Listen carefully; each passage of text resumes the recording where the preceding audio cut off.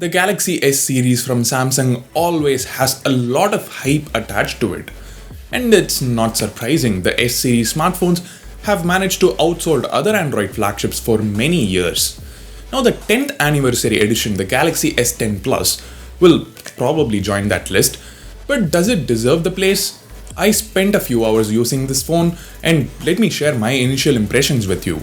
There are a ton of positives, but also a few negatives. For now, let me quickly introduce myself. My name is Ashwin Sundar, this is Technology Jock. Guys, this is probably one of the first videos on the S10 Plus Indian unit, so if you appreciate the efforts, share this video, subscribe to the channel, and more importantly, hit the bell icon to receive notifications for all my smartphone coverage.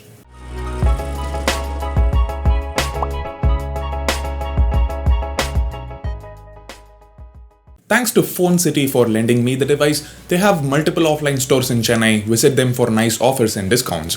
Check the description for contact information. Let's begin with something that I noticed the moment I picked up the device. I haven't felt this comfortable holding a smartphone in months. That's how well built the S10 Plus is. The edges of the back are curved, the sides are curved, and of course the display, which Samsung calls the next level infinity display, is also curved. The phone is also quite thin at just 7.8mm and weighs just 175 grams. The weight is actually evenly distributed, so it's kind of unbelievably light. When you see a smartphone this big with a 6.4-inch display, you would normally think it weighs a lot, but this phone surprised me. The way Samsung has designed the phone is equally impressive. This is the prism white color, and the way it mildly reflects the ambient light is fantastic. The glass back panel is super premium. More importantly, the design language is consistent. Both the glass back panel and the metal sides are super glossy. There's a very subtle Samsung branding at the back, and just above that we have a huge setup with 3 cameras, LED flashlight, a heart rate sensor, and a blood pressure monitor. A lot has changed on the front as well. The top bezel, also known as the forehead, is now gone. It's full of display now, barring that small cutout to the top right, which accommodates the dual selfie cameras. The bottom chin is also super small. It might look big to you because the bezels on the remaining 3 sides are too small. Like Supersaf mentioned in his tweet, it's actually almost as small as the iPhone's bottom chin. We tend to think there's zero chin on the iPhone because the side bezels are also equally big. It's just sort of an illusion. We don't have those bezels on the sides of the S10 Plus though, because the display is curved. Now, we need to talk about that display. It's easily the best display on a smartphone. Samsung calls it the Dynamic AMOLED panel. It's an HDR display with amazing color accuracy and reduced blue light emissions. The resolution is 1440 by 3040 pixels, otherwise known as QuadHD Plus, and the maximum brightness is a whopping 1200 nits. Now guys, the video playing on the phone is an HDR video, but I didn't shoot this video in HDR format, so you would have to watch it in person to see how amazing the display is.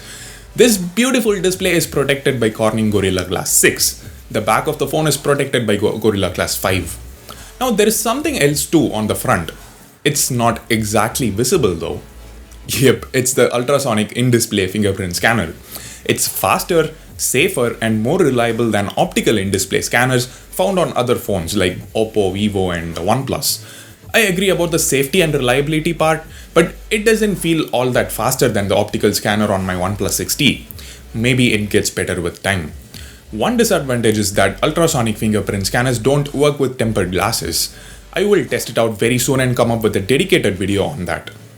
Now, enough of admiring the build, the looks and whatnot, let's delve into the inside of the phone. The Galaxy S10 Plus is powered by the latest Exynos 9820 chip, which has 4 power-efficient Cortex-A55 cores, 2 powerful Cortex-A75 cores, and 2 super powerful Mongoose M4 cores. Forget the specs, it's an insanely fast chip. It beats the Snapdragon 855 at multi-core processors at least.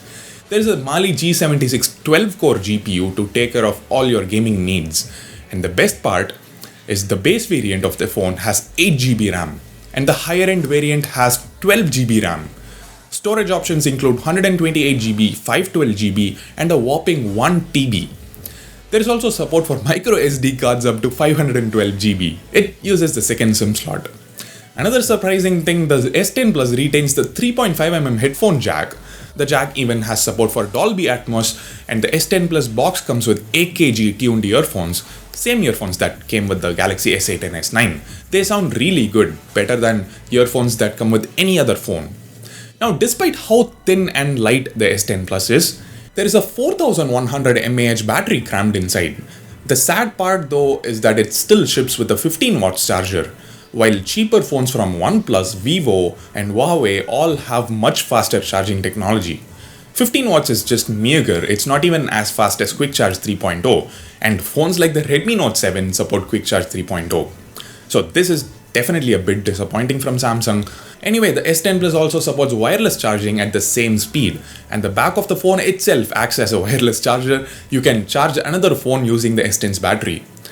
Beware of this feature though. Once my friend casually placed his Galaxy S9 on my Mate 20 Pro and just sucked up all the charge.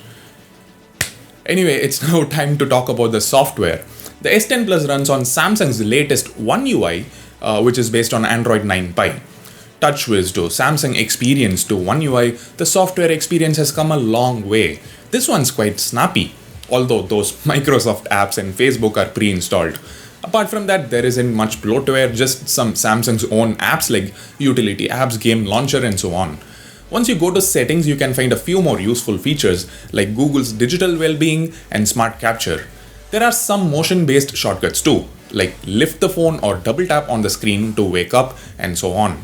Let's now talk about the cameras. The triple camera setup has a 12 megapixel primary camera with two aperture values, f1.5 and f2.4. It's the same camera found on the Galaxy S9 and Note 9. The secondary camera has also been retained from the S9. It's a 12 megapixel f2.4 telephoto camera for 2x optical zoom.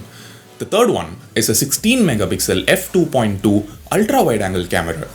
Guys, if you don't understand camera related terms like aperture, dynamic range, f1.5, f2.4, etc., then please go watch this video. I've explained everything in very simple terms.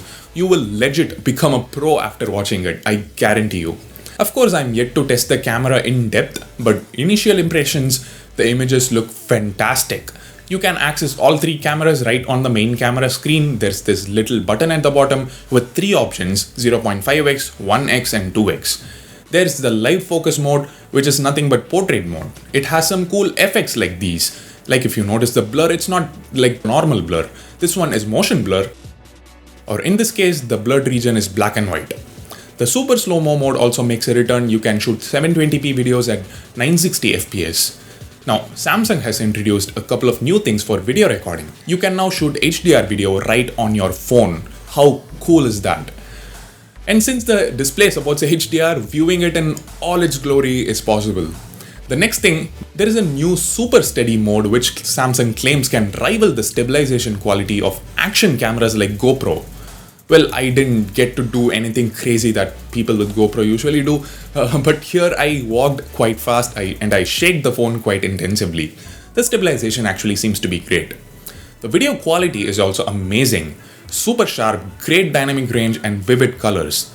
The front camera does a reasonably good job, but the secondary camera here is only for depth sensing. I wish they had given an ultra-wide angle camera instead, like on the Pixel 3. Because honestly, these days there's enough potential for a single camera to handle portrait mode without any issue.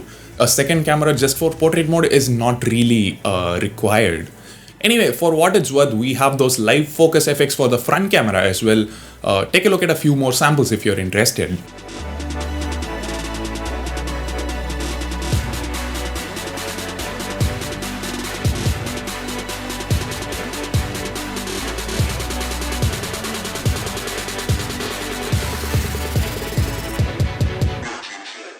The S10 Plus comes in 5 color variants, which is quite cool. The pricing starts from 73,900 rupees for the 128GB variant and goes all the way up to 1,18,000 for the 1TB version. What do you think about the pricing? You should definitely share your thoughts in the comment section. So that's it. Hit the thumbs up button if you liked the video. Smash the subscribe button and destroy the bell icon to join the family. And guys, please don't forget to share this video on your Facebook, WhatsApp, Telegram, wherever it is, just share it. Thank you so much for watching. This is Ashwin Sundar from Technology Jock, leaving for the moment. Have a great day.